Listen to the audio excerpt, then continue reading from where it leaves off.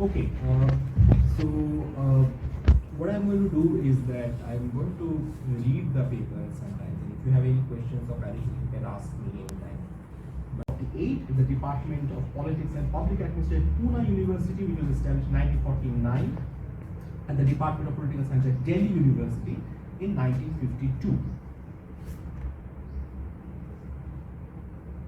In this respect, this paper will especially highlight 3 important phases of disciplinary history of political science and 3 macro-level parallel political trends in contemporary India. 1947 to 1977, so the first 30 years that I am going to deal with, so 1947 to 77.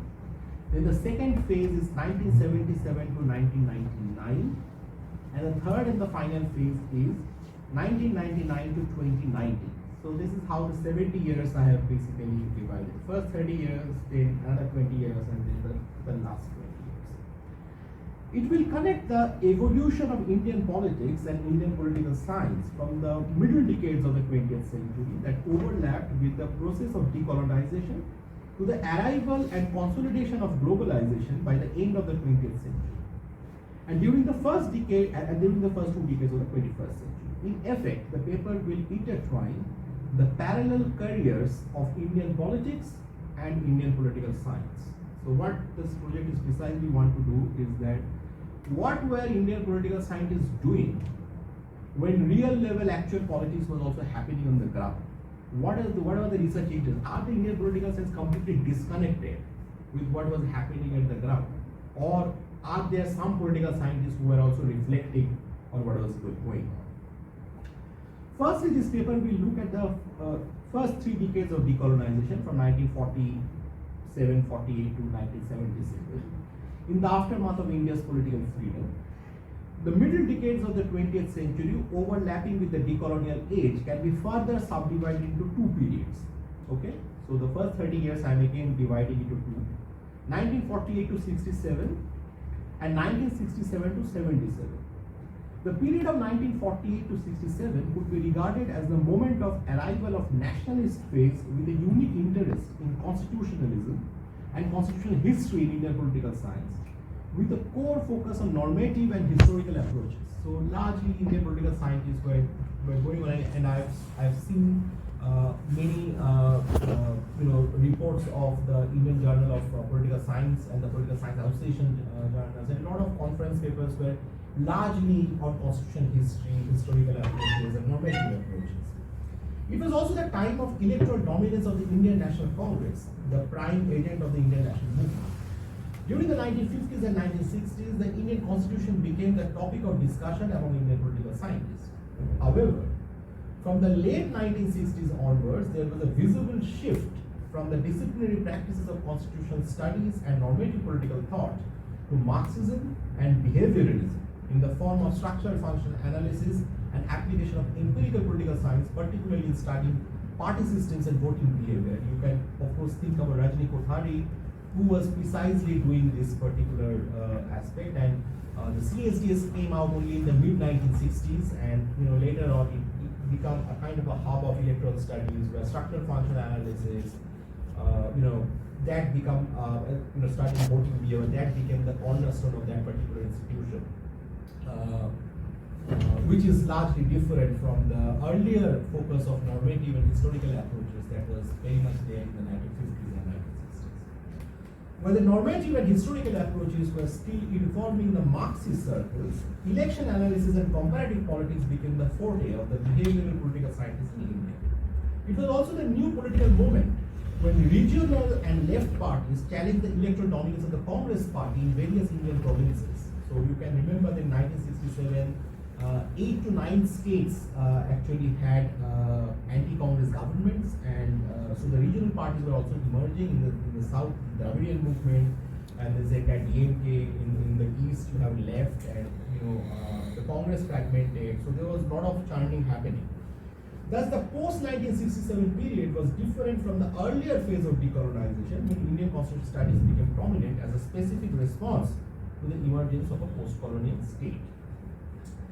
The second phase of Indian political science, which is 77 to 99, was living with the after effects of decolonization, with specific role of vernacularism in higher education, and as a result, using of regional languages in the teaching and research in political science. So, if you can remember that in 1955, which was in the first phase of decolonization, the linguistic reorganization of states were already, happening, and Ambedkar's last political tract, Thoughts on Linguistic States, precisely was supporting this entire linguistic reorganization of states. He also argued that there should be a second capital, which is Hyderabad, and by 56, the linguistic reorganization of states happened. But what was the linguistic reorganization of states actually in ground? It was basically an expression of the regional elites against the very anglicized elites of the Congress and Delhi, right?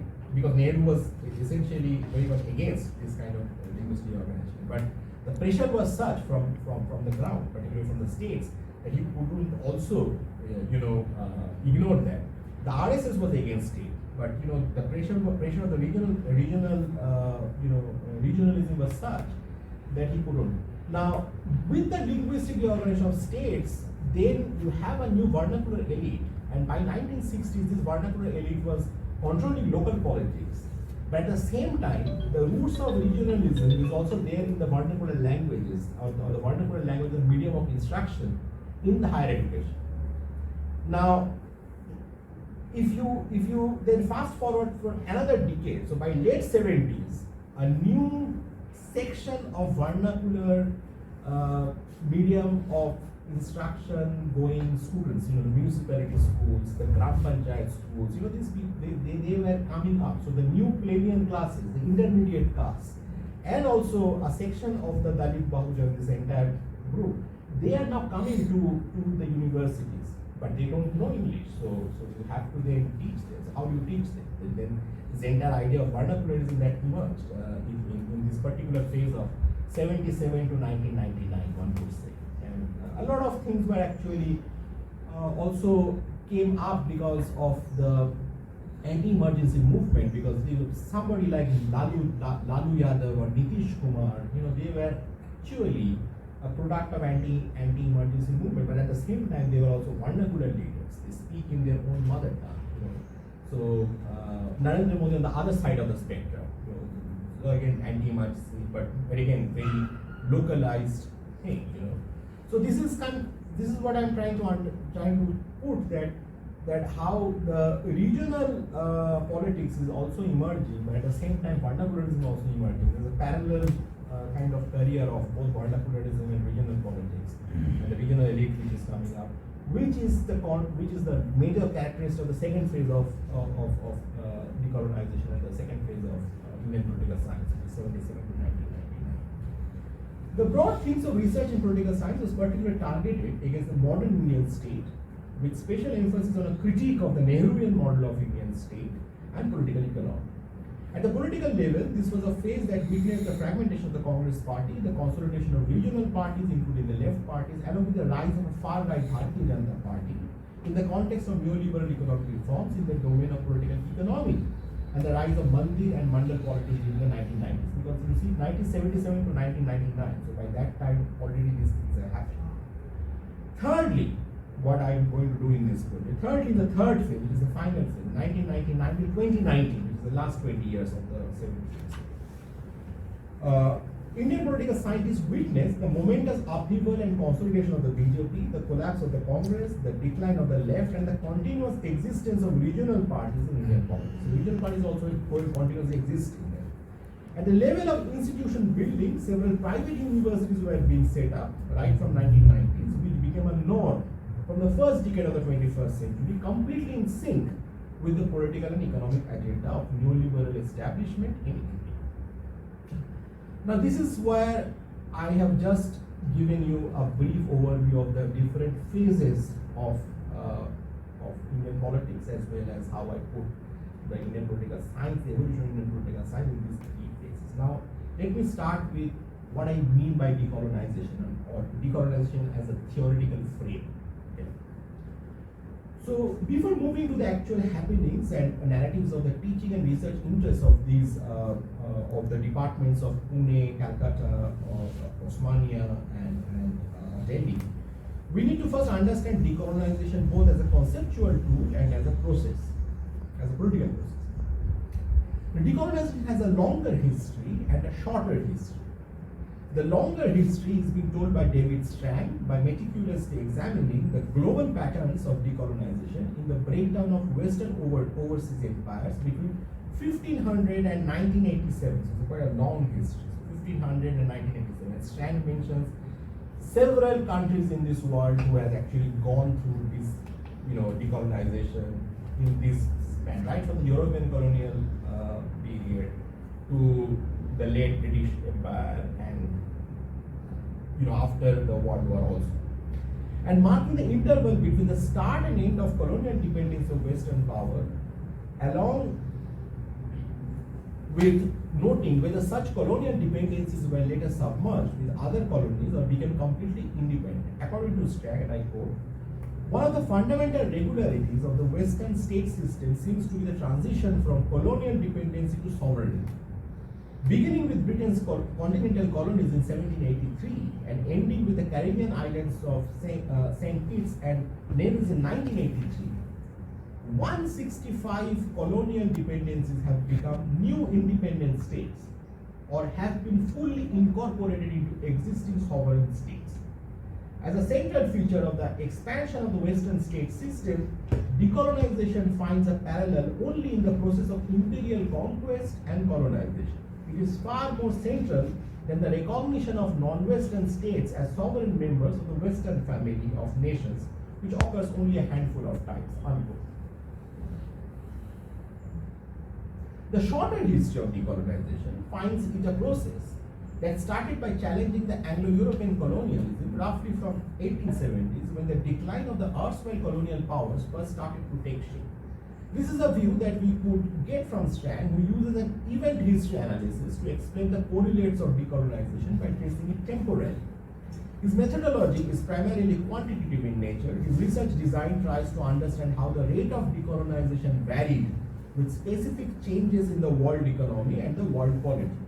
Thus, he traces two phases of decolonization, the early one during the period of 1870 to 1945, and the late form in the post-Second World War decades, particularly during 1945 to 1987, roughly during the Cold War, the peak of the Cold War period.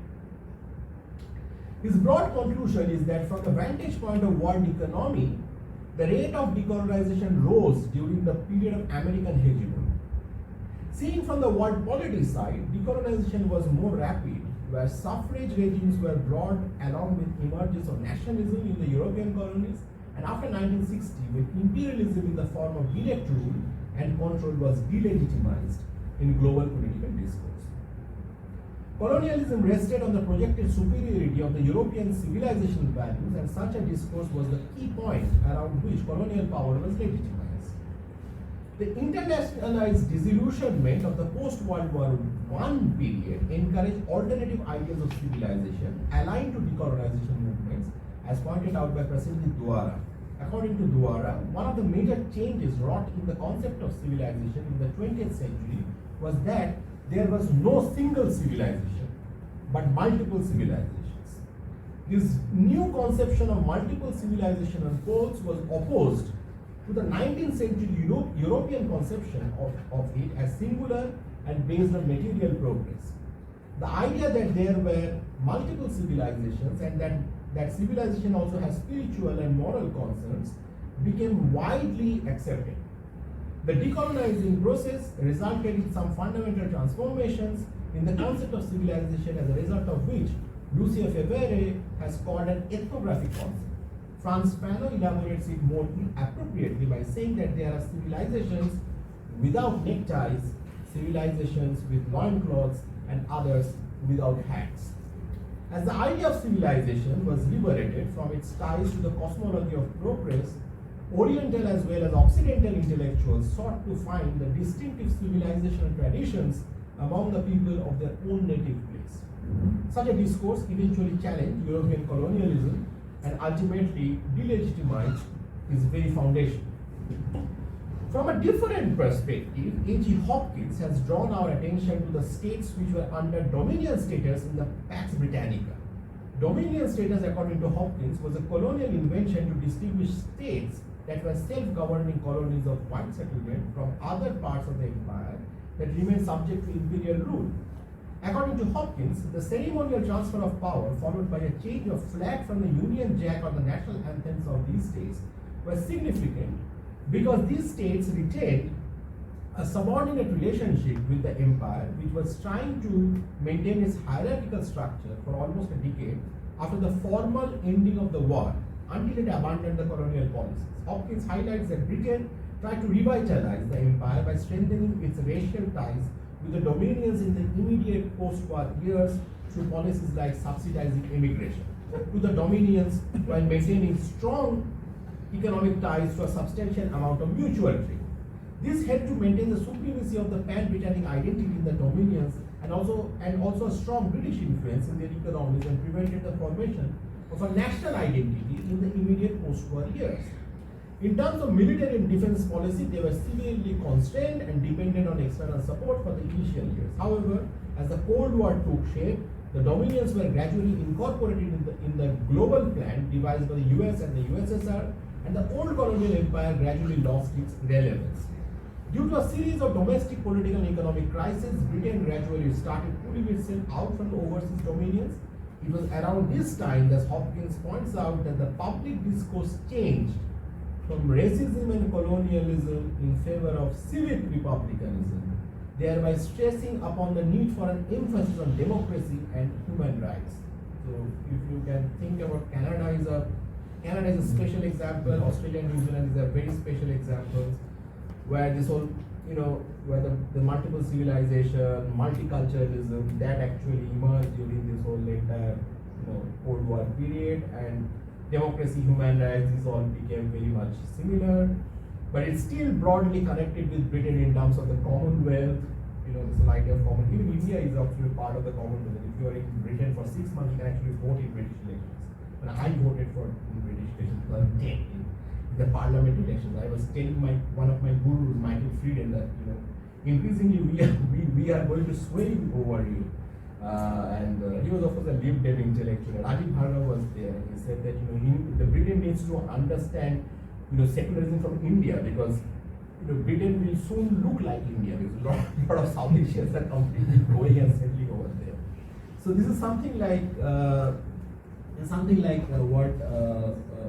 what's basically talking about, that where the whole idea of dominion status and how that changed. As a result, the dominions gradually started changing the domestic policy from an assimilationist to an inclusionary one. This is also marked by the fact that Britain itself rejected the Pax Britannica and joined the European Union gradually.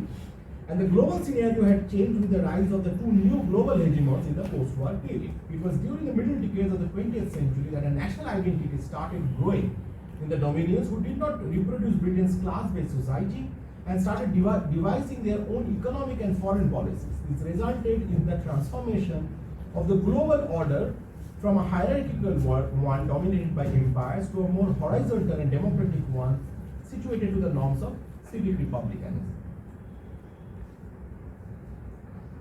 This perspective of Hopkins is methodologically different from Strang. However, it points out a similar trend and highlights that a combination of global political and global economic perspectives can be applied to better understand the minutest details of decolonization, even in the case of the dominions. If you read Strang, Juara, and Hopkins together, we can argue that decolonization can be best understood from an intersection of world polity and world economic perspectives. Strang and Hopkins follow a very different methodology, such that the former is purely statistical, which is Strang, and the latter is more interpretivist. However, both reach a consensus and agree that the alteration of global norms have facilitated decolonization. Juara's argument of multiple civilization supports Strang's empirical observation of a change in political discourse in favor of civic republicanism having a positive correlation with decolonization, which in turn supplements Hopkins' argument of national identity construction and the emergence of an alternate historiography in the dominions following a change in global norms against the colonialist discourse of pan-Britannia. The world economy and the world polity approaches are indeed co-constituted, and this is where an intersectional approach can be very useful to comprehend the changes in the global structure. Contrary to realist assumptions of a global anarchy or a purely economic critique of the world system, a constructivist epistemology is necessary to better understand how changing norms can alter structures at a unitary and systemic level. These readings have indeed contributed some novel perspectives to scholars of decolonization. In this respect, now once I put this entire broad theoretical canvas from very different perspectives and how these three approaches of Strang, Hopkins, and Singwa, they are very leading scholars of decolonization theory, and how they are intertwined, and we can actually read them together. Now I come back to India. So in this respect, the early phase of decolonization was expressed in India with the formulation of core periphery theories. In Dadabhai Naoroji's paper, Poverty of India, read before the Bombay branch of the East India Association and was published from Bombay by Ranima Union Press in 1876. Later to be part of his book, Poverty and Un-British Rule in India, published in 1901. Naoroji tried to conceptually understand colonization as an exploitative system, but at the same time, his remarks were absolutely in sync with the later nationalist leaders of India during the first half of the 20th century. So this colonial plunder and all those things are, which actually part of the large political economy approaches initially. And in Calcutta, the political science was initially called the Department of Political Economy, and economics and political science were part of the same department. And Dadabhai Naoroji was some kind of a very favorite of at least the approach of the political economy approach was very much strong there. In this regard, the first organized modern political expression of early decolonization in British India was the establishment of the Indian National Congress in 1885. Now I come to the Indian constitutional studies and the nationalist movement of political science in 1948 to 67. Political science in India in the 1950s and 1960s was dominated by normative theory with British and European influences. For example, in the 1950s and 1960s, the political science department in Calcutta was mainly focusing on constitutional history, political philosophy, and law, with particular emphasis on international law. While the decades of the 1950s and 1960s still had the imprint of Western epistemological interests, the nationalist movements in the Department of Political Science at Calcutta were prominent. In Calcutta, the nationalist expression was in the form of research interests in the Indian Constitution. Devendranath Banerjee, mostly known as D.N. Banerjee, who moved from Dhaka to Calcutta, was a major figure in setting up the political science department at the Calcutta University. Professor Banerjee, the founding head of the Department of Political Science at Calcutta, was an expert in the Indian Constitution and was one of the pioneering scholars who contributed to the making of Indian constitutional studies. He was the author of several books and articles with particular interest on Indian Constitution and East Pakistan politics.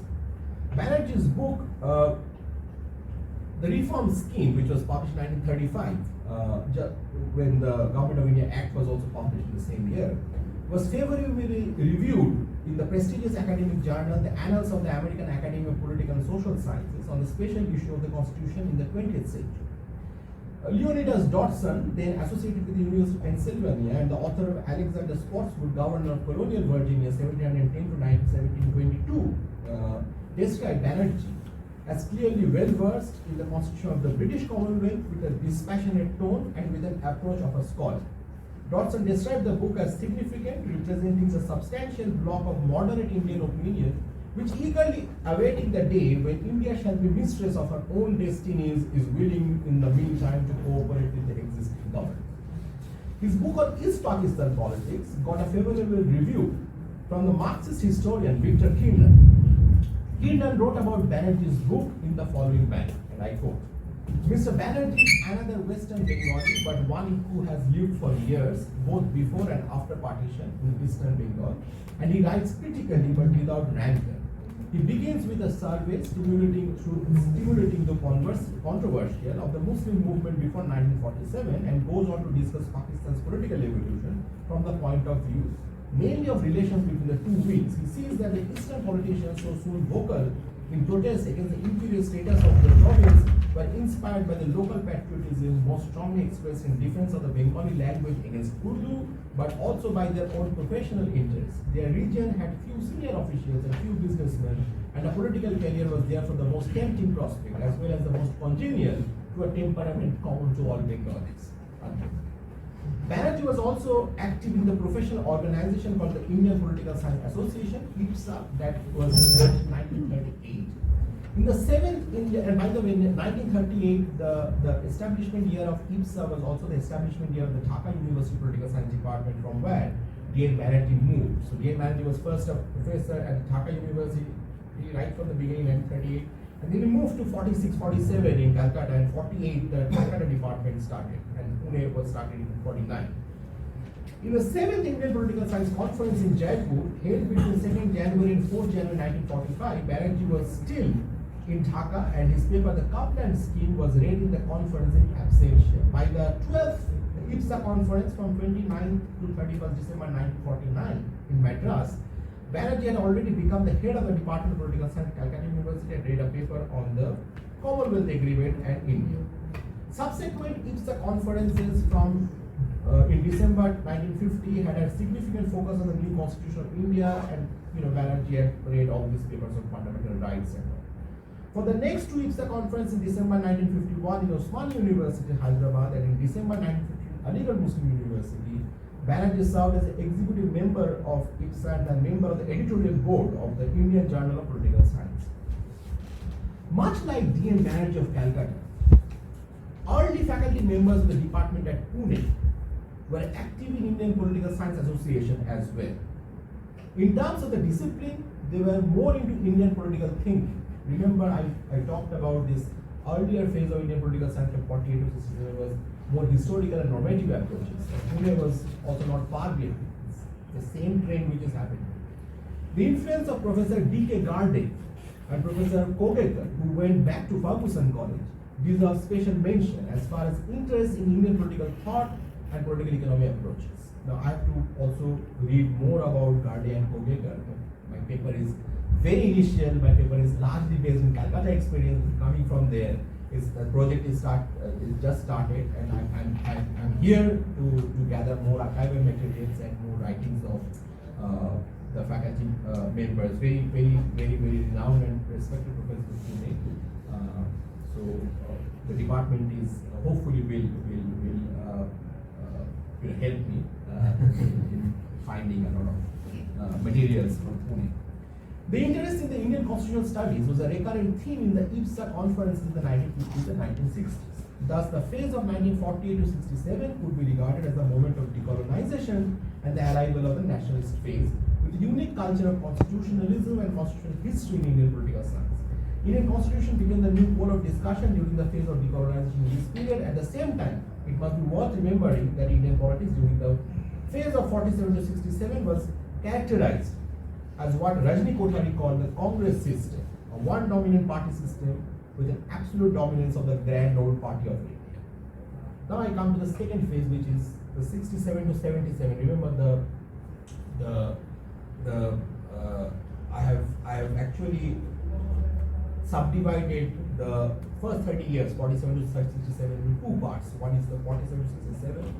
So 50s, 60s was more constitutional studies, normative approaches, historical approaches. And then the 67 to 77, which is more of a fragmentation of the Congress party, regional parties emerging, left parties emerging, but at the same time, and there's a certainly kind of also a change in the trends of Indian political science. So from historical normative approaches, legal approaches, now seems to be Marxism and behavioralism coming. And what I'm saying is Marxism, behavioralism, and the political science. Okay. It is interesting to note that only from the 1970s onwards, the focus on constitutional studies and political philosophy shifted to behavioral and empirical political science, supposedly the decade of post-behavioral trend. Now, in the US, you find that in the 1970s, the post-behavioralism was already emerging. But in India, even behavioralism came late. So, behavioralism only came at a time when post-behaviorism is already there. In India, we are a bit late. In Bengali, we call this, we're all deri. So deri means like it's all late. Like, and some people also kind of say that because Bengalis are deri, they are always called derida. So, you see, okay. This was due to the intervention of some teachers who were trained in American universities, while some were interested in comparative politics and election studies. Along with the behavioral political science that emerged late in India, the presence of Marxist and socialist studies was emerging from the early 1970s. This was due to the changing pattern of Indian politics, with the left emerging as a credible anti-Congress force in some states from late 1960s. In 1967 to 68, there was a syllabus review movement led by left-leaning students at Calcutta University. This was also a time of intense political debates within the Indian left between the pro-Soviet line and the pro-Chinese line. The student faction that had a Naxalite influence proposed readings of Mao Zedong, while the other left faction was more into the literature of Marx and Lenin. This was very childish debate, and then teachers like at that time Sudipta Kaviraj were students, and this Somanlal Dattagupta were teachers. They were saying this absolutely kind of very childish debates were happening, and they were master students at Calcutta, and they were reading this whole entire thing, and and this is really. And there was the Naxalite factions led by Asim Chatterjee and some others, and then there was this whole, the Marxist and the CPI kind of factions like Sudipta Kaviraj and Somanlal Dattagupta and Sudarshan Rai Chaudhary. Fascinating, interesting things, but this is very, when you are students and post-grad students, you have just read Marx and Lenin and Mao and also, and by that time, by the way, the 50-60 syllabus was very bland, very boring. It's all historical normative approaches. So these people were quite interested in doing some new stuff. There was consensus among the leftist students on the nature of syllabus, and finally by 1969, 2 sets of syllabus with a prescribed book list were submitted to the department authorities. Okay. The intense political debates within the Indian left between the pro-Soviet line and the pro-Chinese line later had an impact on the teaching and research interests among Indian political scientists. From late 1960s and early 1970s onwards, there was a visible shift in the discursive practices of many political scientists in India, with some interest in Marxism on the one hand and behaviorism on the other. For example, both in CSTS and in Pune University during the 1970s and 1980s, 2 areas mainly expanded. One was the new behavioral political science and the other was public administration, due to the influence of Professor V.M. Sirsikar and Professor N.R. Inamdar. Around 1970s, the syllabus emphatically shifted to US approaches to comparative politics. This was also the new political moment that was distinct from the earlier phase of decolonization in the wake of Indian constitutional studies as a specific response to the emergence of post-colonial state. Now I come to the final phase, which is called living with vernacularism. So this is a phase when this entire 77 to 1999 is quite an interesting phase, which I am now going to discuss a little bit. And I have 15 minutes, and then by 12:30 we can have a discussion. Okay. The colonial political rulers packed their bags by 1950. The brown sides were still hovering around in the 1950s and 1960s. Linguistic nationalism in the 1950s and 1960s coincided with the decolonial age and the rapid decline of the English-educated brown sides. In the political realm, decolonization was first expressed in the form of linguistic reorganization of the states in the mid-1950s and later as a volcanic upsurge against the country's oldest party by late 1960s. These were regional protests, often orchestrated by local vernacular elites against the centralized, dynastic, and anglicized elites of the Congress party, directed explicitly against the Nehru Gandhi family and their faithful and sycophant fixers. West Bengal, by fixers, of course, fixers have a role. So Pranab Mukherjee and Ahmad Patel and every party has their fixers. Congress also had a lot of fixers at that time. Remember, the entire Congress O was full of fixers, and Congress I was a mass leader, but with his dynasty. So West Bengal was not an exception from such an anti-Congress and decolonial political trend. By the time anti-Congress politics was gaining ground at the provincial level, one eminent social science research institute was already established in Delhi with the able leadership of Rajni Kothari, the Center for the Study of Developing Society, popularly known as CSDS, in 1963. After 10 years, in 1973, another prominent social science research institute in Calcutta was established, the Center for Studies in Social Science Calcutta, where I teach, on the CSSC with Barun Dey as the first director.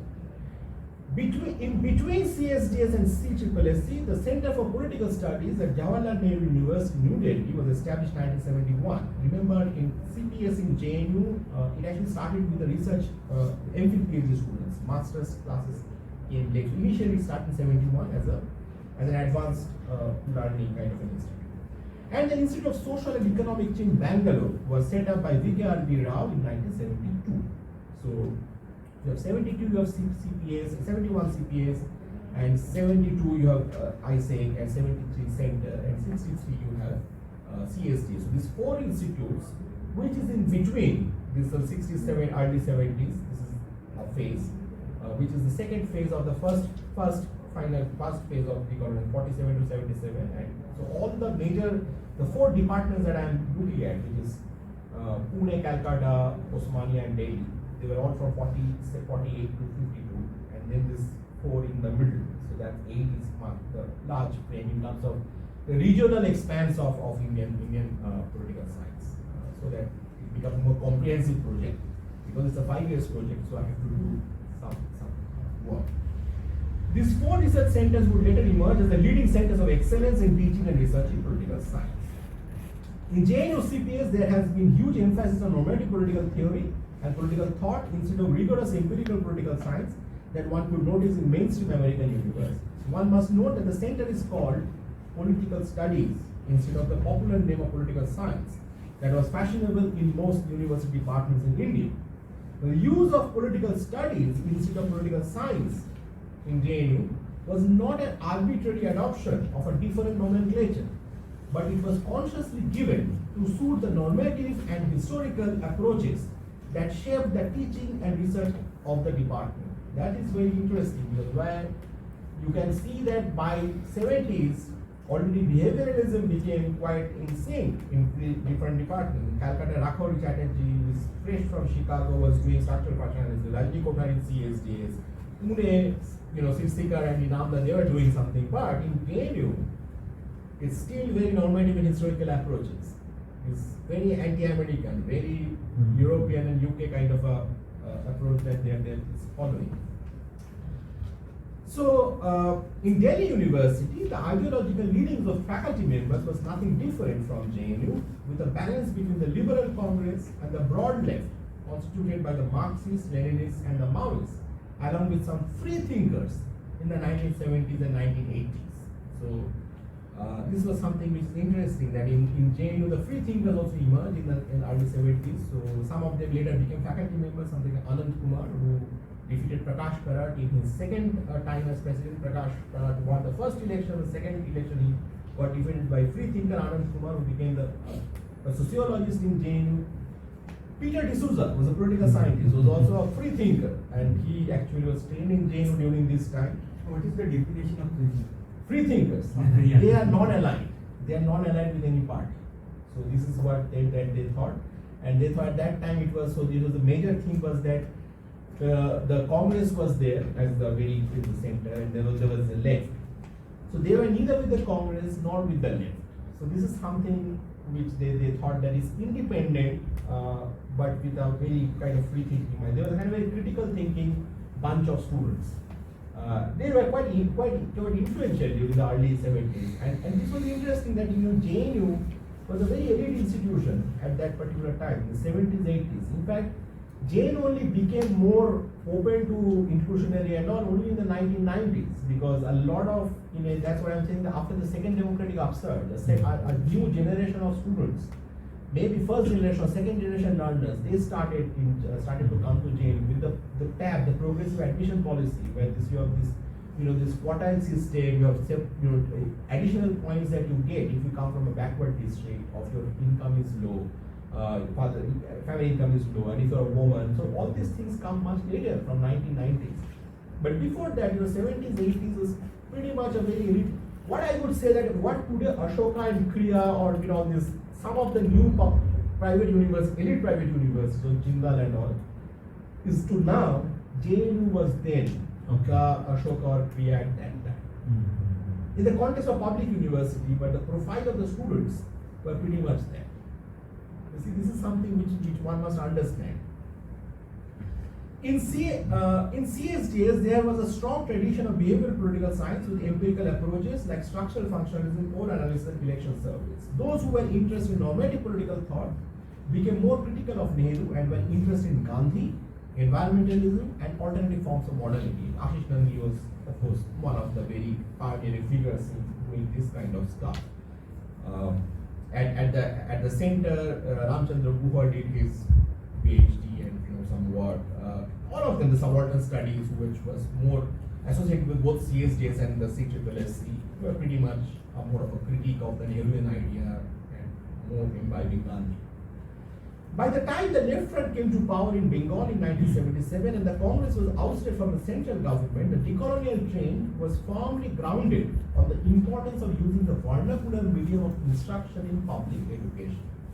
The anti-emergency movement against Indira Gandhi's authoritarianism created a condition for a new set of subaltern leaders to emerge in the future. Hence, Lalu Prasad Yadav, Mulayam Singh Yadav, Nitish Kumar in North India, Narendra Modi from Gujarat were products of anti-emergency movement. In Bengal, it was during the anti-Indira agitations that Mamata Banerjee, as a student leader, then just experienced her first flirtation with street politics, defending the Congress against its political rivals. When the left front came to power, it was involved in a struggle with its detractors to impose compulsory vernacular medium of instruction in the school and the universities. So when left front came to power, it made the vernacular medium instruction in the schools and public universities as a very compulsory thing. So all the state-sponsored government schools were all Bengali medium, suddenly, it was orchestrated by the left by following the Soviet and the Chinese line that, both Soviet Union and China, they followed their medium of instruction as the mother tongue. And similarly, it also, most of the Euro-American countries, they either speak in English or German or French, and so why not in Bengal? So this is what happened. It was a genuine attempt to democratize universities, but it has its problems. I will come later. In the 1980s and 1990s, the vernacular mode of instruction and a regional focus became the cornerstone of state universities at Calcutta and Pune. For example, post-1990s, the emphasis on studying Maharashtra in Pune and studying West Bengal politics at Calcutta became a norm. And through such regional lenses, the emphasis on Indian political processes became an interest for some faculty members. So what happened both in Pune, the Suhas Palsikar was doing this, Rajendra Vora was doing this, and in Calcutta, Rakhori Chatterjee and all this, they were doing this, Rakhori Chatterjee, Samir Das and all, Deepak Karsina later. What they were doing is that they studied political science, they studied West Bengal politics, or they studied Maharashtra politics, and these are big states, right? So you have 42 MPs in Calcutta, you have 48 in Maharashtra. And then you study Indian politics from the prism of the regional lenses. Okay, so this is how it becomes a kind of a interesting feature during this phase. In Pune, public policy entered a new course as an addendum to the earlier emphasis in public administration. In Calcutta too, public administration was quite emphasized even during the middle decades of the 20th century. By late 1990s, classes practically became bilingual and students began expecting discussion in Marathi in Pune and Bengali in Calcutta. But even during 1970s and 1980s, Marathi and Bengali conversation with teachers was never looked down upon. While some teachers early on went into writing textbooks, increasingly textbook writing in Marathi and Bengali became the task taken over by college teachers. Within the department, but not as part of the department's work at Pune, Professor Rajendra Vora prepared the first ever Marathi encyclopedic dictionary in political science, Rajya Shastra Kosh. These are all informations given to me by the interview of Suhas Palsikar, which I did. In Calcutta, Aman Kumar Mukhopadhyay, a doctorate from LSE on the political thought of T.H. Green, and a renowned professor of political science and a former principal of Presidency College, took the initiative to bring out Rashtrobigyan Poribhasha in Bengali, keywords in political science, in the 1980s. At least some faculty members in Calcutta and Pune regularly wrote analytically in Bengali and Marathi from the 1990s onwards. Suhas Palsikar and Rajendra Vora were editors of an important Marathi journal, Samaj Prabodhan Patrika. In fact, they revived it in 1990 and were editors till 2004. In Calcutta also, there was this Calcutta review, the Calcutta Journal of Political Science, and Calcutta Review, those were also came up during this time. While vernacularism and regionalism were direct results of decolonization in Indian higher education in general and Indian political science in particular, there were negative after effects of decolonization as well. In the name of democratization, a form of crude egalitarianism in the name of anti-elitist mentality in university system emerged in the domain of higher education. Such crude egalitarianism later became the general template of public universities in India in the last 3 decades. The crude position is against any form of elite institutions. Elitism can be broadly defined in terms of breeding excellence with some sort of extra incentive for retaining capable and competent students and teachers in public universities. Such a task was unfortunately not followed by the policymakers of Indian higher education. Thus, while the 1950s to 1970s were the heydays of Indians coming back to serve their country after a higher degree abroad, by late 1970s, brain drain to the top Euro-American universities became a norm. This trend was suddenly halted after 3 decades when the financial crisis of 2008 hit in the Western academy and many bright scholars started coming back to India to take positions in many new public universities, new IITs and new private universities. From late 1990s to the first decade of 2000s, along with new private universities, public universities were also guided by commercialization, where the rule of the market defines the priorities and functioning of the public university. This is a trend that could be seen in some African universities in 1990s and early 2000s, notably in the Makerere University, Kampala, as recently demonstrated by Mahmoud Mamdani in his book Scholars in the Marketplace. In the case of our eastern neighbor Bangladesh, the commercialization of higher education was in fact older and could be traced in the decade of 1980s, followed by a formal passing of the Private University Act by the Bangladesh Parliament in 1992. However, commercialization is now coupled with government's political intervention in the academic and policy matters of universities. In fact, there have been reports where ruling parties' IT cells have been actively engaged in vilifying and targeting certain universities on social media platforms. The government intervention in deciding academic matters of Nalanda University was only one example among many about how democratically elected governments have scant regards for disagreement in the domain of academic freedom. Amartya Sen has been a very consistent critique of religious fundamentalist forces and a defender of the liberal democratic tradition. He was humiliated and was almost compelled to quit the chancelleurship of the modern Nalanda that was to recreate the values of ancient India's quest for learning from heterogeneous sources. It is now common knowledge that democracy is not only about the simple principle of the rule of the majority. Democracy's substantive elements also comprise of the values of plurality and dissent, which are essential to achieve excellence in any domain, including the university. Government intervention in academic affairs in India's higher education has become a common practice with regards to recruitment and policy decisions. It jeopardizes the making of a diverse team of academics in the everyday functioning of universities. Autonomy and democracy in Indian universities have been the casualty in the last few decades. The institutional head must be like an umpire or a referee, keeping a safe and respectable distance from the political leadership. Alas, it hardly happens now. The taxpayers' money is used to run publicly funded universities and research institutes in India. Thus, it is only fair to demand public scrutiny, accountability, and transparency. However, campus violence in the last few decades in some reputed Indian universities has vitiated the academic environment of the higher education scene. Violence is an end to politics, getting rid of politics. Politics should be concerned about the idea of good for the many instead of the few. One takes refuge to violence only when there are no substantive arguments to convince others. Political leadership over the last few decades has lacked confidence and has often taken the interventionist route to capturing university campuses. In recent years, student protests have often turned into violent protests without any sense of substantive politics based on clarity of thought in articulating democratic demands. In many cases, such violent protests are equivalent to low-level anarchism and lumpenism when compared with the ideological motivation that were driving the student protests globally during the late 1960s, from Paris to the anti-Vietnam agitations and in India, the Naxalite movement. So I'm suggesting that current student protests are actually lack ideological clarity, more of low-level anarchism when you compare the late 1960s kind of a student movements, which at least had some kind of a ideological, they know that what were they fighting for. Okay? They know who are the enemies, who are the allies. you know, where now it seems to be very confusing. It seems to be, kind of, it's difficult to put into some category or something like that. Maybe something might emerge out of this mess, but that I don't know. What I don't know, I can't talk now.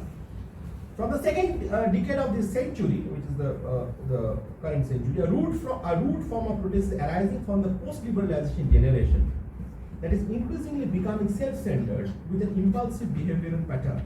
It is a generation that is desperately looking for instant success and have a stiff attention-seeking syndrome in a context when the old division between left-wing and right-wing politics have been narrowing on many counts, and in a context of a global rise of unemployment among university graduates.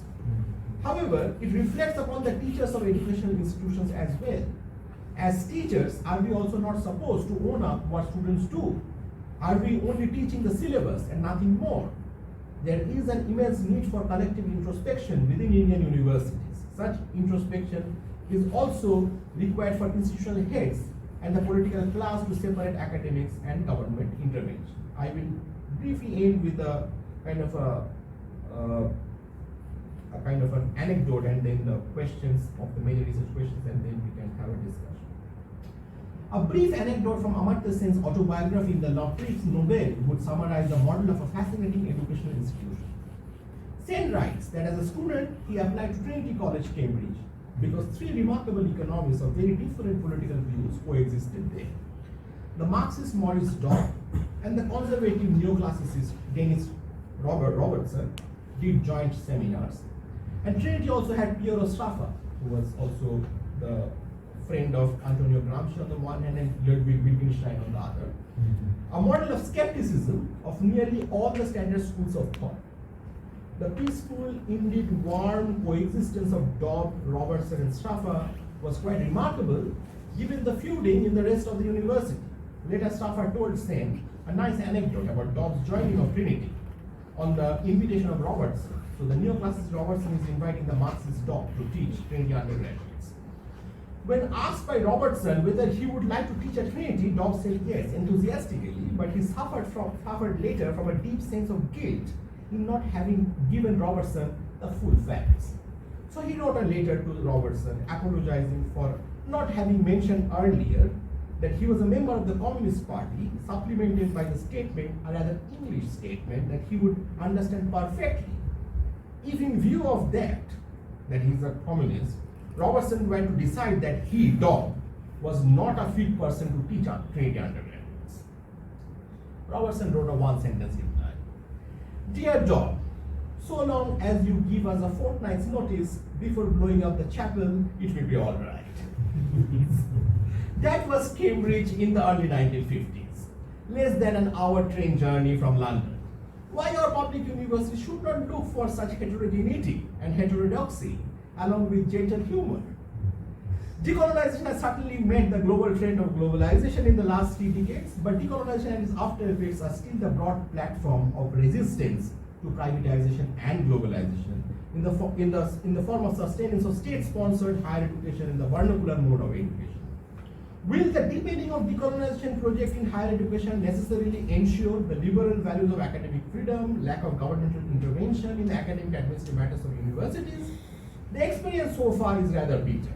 I have no answer whether decolonization and autocracy are entirely intertwined, since that has been the prophecy of several liberal apologies of our empire with the argument that decolonization will only re-establish third world dictatorships. However, given the recent global rise of authoritarianism in both the erstwhile colonial states and the colonies, probably such an allegation is not valid today.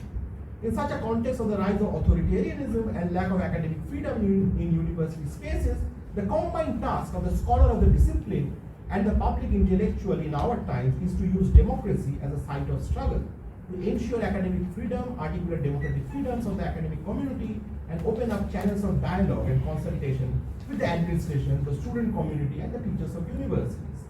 Today, the internet revolution has created a democratic space for such active public engagement where concerns for democracy, autonomy, and introspection could be discussed in detail. That is at least the first step for a renewal of a global movement with the demand for a critical space necessary for academic freedom. Such an effort needs to be collective in the form of a global awakening in addressing the issues of global academia, where the decolonial academic community could virtually meet the globalized academic elites through the technological apparatus and could learn from each other. In other words, the process of globalization in the form of time-space compression has now ensured through technological innovation that the global universities will no longer need to pay hefty airfare to listen to native informants of the decolonial world. The universities in the decolonial world will also not match such generosity to hear the superstar speakers of the elite universities of the West. But the COVID-19 experience showed us that the academic community could interact and learn from each other through the virtual mode. Of course, I am not in the virtual mode. that's very different situation. This is a politics which is still in the making, a new politics of pedagogy through negotiation and navigation of the digital space across globe. Hopefully, some political scientists in India would chronicle this emerging new politics of pedagogy by situating it in a technologically driven, fast-changing world of artificial intelligence, robotics, and supercomputers, together constitutive of the politics of and politics in the future. Thank you very much. So this is something which is the broad research agenda that I am going to deal with. Basically what I am going to deal with is the 4 university departments of Calcutta, Hyderabad, Osmania, Pune and Delhi, and the 4 institutes, CPS in New Delhi, CSSS in Calcutta, ISEC in Bangalore, and CSTS in Delhi. And look at the larger research and teaching interests of these departments, faculty members, and also try to look at the parallel story, what India was going on at that time and still now, because it's still 2019, so 70 years of 70 years of Indian Republic and 70 years of Indian political science. Thank you. So floor is all open. Any questions, clarifications, comments, suggestions?